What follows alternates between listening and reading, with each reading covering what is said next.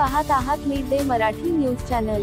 चला सत्य बघूया। महाराष्ट्रातील ताज्या बातम्यांसाठी आमच्या चॅनलला सबस्क्राइब करा आणि न्यूज व्हिडिओ आवडल्यास लाईक शेअर करा।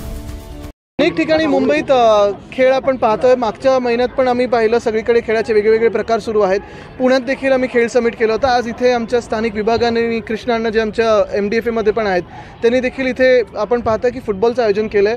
आठवडाभर हे सगळे वेगवेगळे खेळ सुरू असणार आहेत। वरळीतले काही खेळाडू होते ते म्हणतात आमच्याकडे पण आयोजन करा तुम्ही करणार। आम्ही केलेलं मागच्या ह्याच्यात पण केलेलं। जांभुरीत गंमत अशी झाली की आता काही इतर बाहेरचे पक्ष येऊन आमच्याकडे वेगवेगळे कार्यक्रम करत असतात, तरी असो आम्ही वेगवेगळ्या गल्ल्यांमध्ये सगळे खेळ आयोजित करत असतो। क्रिकेटचं मोठं आयोजन झालेलं होतं, वेगळं स्पोर्ट्स आम्ही घेतलं तिथे।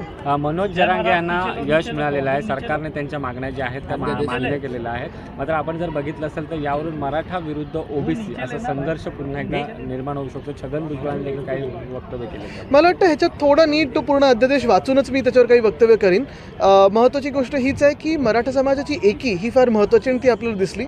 तसंच आपण पाहताय की ही जर ताकद एकत्र आली तर अजून काय काय होऊ शकतं, पण अध्यादेशावर थोडं वाचूनच आम्ही चर्चा करू। मुख्यमंत्री म्हणाले आम्ही देणारे सरकार आहेत। चांगलं आहे।